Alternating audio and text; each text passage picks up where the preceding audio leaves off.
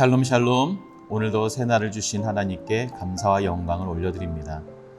오늘부터 3일간 우리 세종한교회에서 프레시 컨퍼런스가 개최됩니다. 선교적 교회로서 한국교회의 DNA를 재확인하고 또 새로운 부흥의 시대를 열기 위한 집회인데요. 특별히 저녁 집회는 누구나 참여할 수 있는 열린 집회로 모이게 됩니다.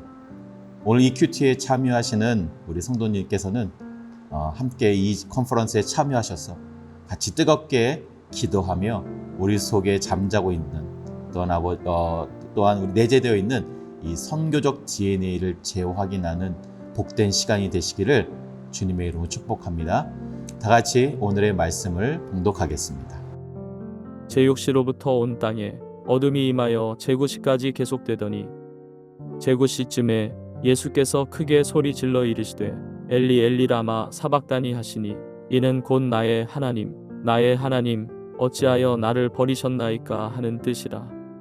거기 섰던 자 중 어떤 이들이 듣고 이르되 이 사람이 엘리야를 부른다 하고 그 중에 한 사람이 곧 달려가서 해면을 가져다가 신 포도주에 적시어 갈대에 꿰어 마시게 하거늘 그 남은 사람들이 이르되 가만두라 엘리야가 와서 그를 구원하나 보자 하더라.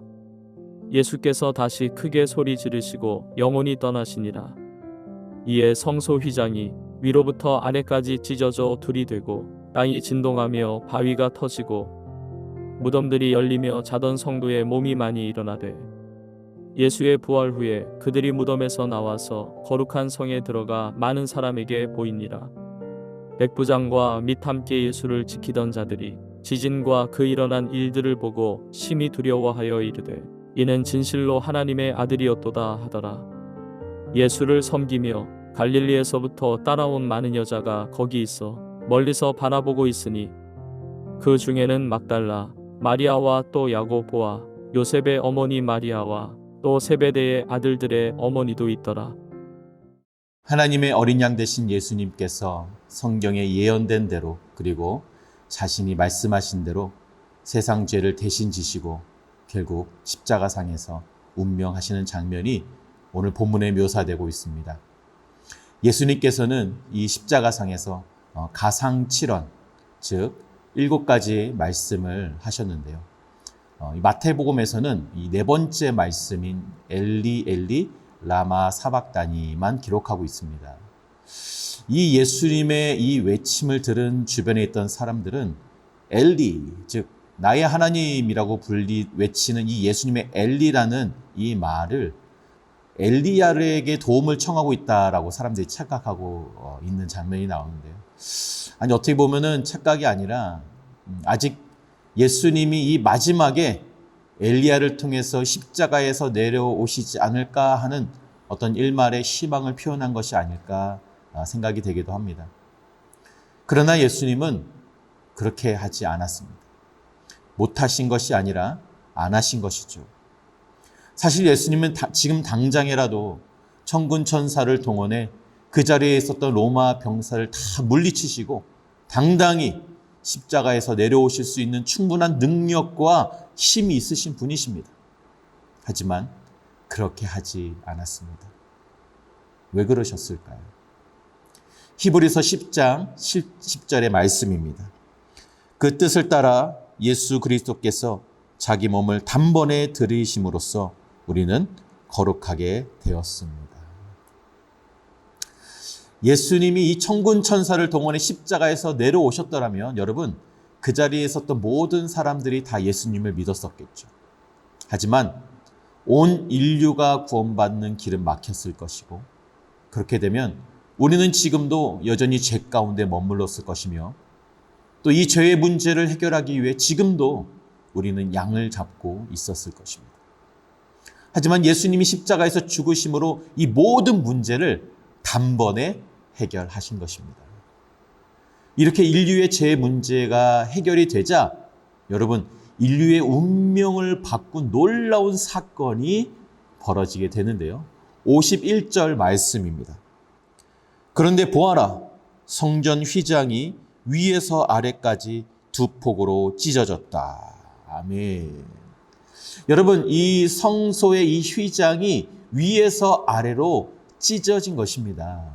여러분, 이 휘장은 이 성소 안에서도 지극히 거룩한 장소, 바로 이 지성소와 구별하기 위해 위치해 놓은 것인데요. 여러분, 이 휘장의 두께는 15cm, 그리고 길이는 무려 22m 정도나 되는 아주 큰 초대형 커튼입니다. 인간의 힘으로는 절대로 찢을 수 없는 엄청나게 크고 두꺼운 천으로 만들어져 있는 것이죠. 여러분, 이 휘장 뒤에 있는 지성소는 여러분 1년에 단 한 번 대속죄일에 대제사장만 열고 들어갈 수 있는 아주 거룩한 장소입니다. 이곳에 함부로 아무나 들어갔다가는 죽음을 면치 못하는 그런 곳이죠. 그래서 이런 사고를 방지하기 위해 바로 이 휘장을 쳐 놓은 것입니다. 여러분, 무슨 의미가 있습니까? 우리는 우리의 죄로 인해 사실상 하나님께 가까이 다가갈 수 없는 하나님과의 관계가 단절된 상태였다는 것을 바로 이 휘장이 그것을 보여주고 있는 것이죠. 그런데 여러분, 예수님께서 죽으심으로 죄의 문제가 해결이 되었고, 그로 인해 이 존재의 의미가 없어진 휘장이 위에서 아래로 찢어진 것입니다. 우리의 힘과 노력으로는 도저히 이 가로막고 있는 이 휘장을 넘어서 하나님께 가까이 나갈 수 없는 그런 영원히 죽을 수밖에 없는 운명이었지만, 하나님께서 이런 우리의 인생을 불쌍히 여기셔서 자신의 독생자를 죽이심으로, 십자가에서 그의 몸을 찢으심으로 하나님께서 직접 이 휘장을 눈물로 위에서 아래로 찢으신 것입니다. 히브리서 10장 19절 말씀입니다. 그러므로 형제 자매 여러분, 우리는 예수의 피를 힘입어서 담대하게 지성소에 들어가게 되었습니다.